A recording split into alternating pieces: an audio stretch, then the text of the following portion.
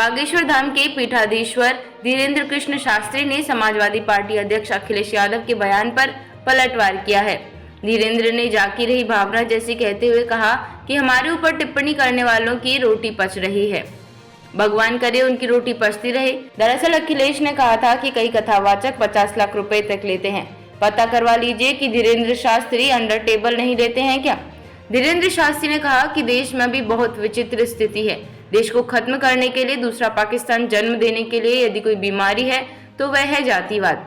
देश की उन्नति रोकना है, देश का उत्थान रोकना है तो वह है जातिवाद। इस देश में लगातार दंगे कराकर नेताओं को लाभ लेना है तो वो है जातिवाद। हिंदुओं को एकजुट नहीं होने देना है तो उसका उपाय है जातिवाद। जो जातिवाद में फंसा है उस देश में स्थिति ठीक नहीं होगी।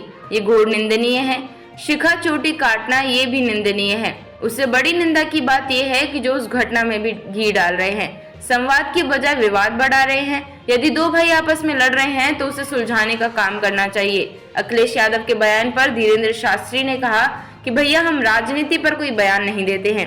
कोई हम पर कुछ बोलता है तो भगवान की इच्छा मान लेते हैं। जाकी रही भावना जैसी, प्रभु मुहूर्त देखी तिन तैसी। उन्होंने कहा कि जितना पानी में नाव को सुराग से खतरा है, उतना ही हिंदुत्व को हिंदुओं से खतरा है। देश में इस समय विचित्र स्थिति है। उन्होंने कहा इस देश को तोड़ने के लिए नई नीतियां अपनाई जा रही हैं। जातिवाद की नीतियां कई दिनों से सोशल मीडिया पर ये चल रहा है। हिंदुत्व को दो फाड़ करने की कोशिश हो रही है। ये सब हमारे अपने हैं, हम देश के लिए काम क्यों न करें। जातिवाद क्षेत्रवाद से ऊपर उठकर राष्ट्रवाद के लिए काम क्यों नहीं करें।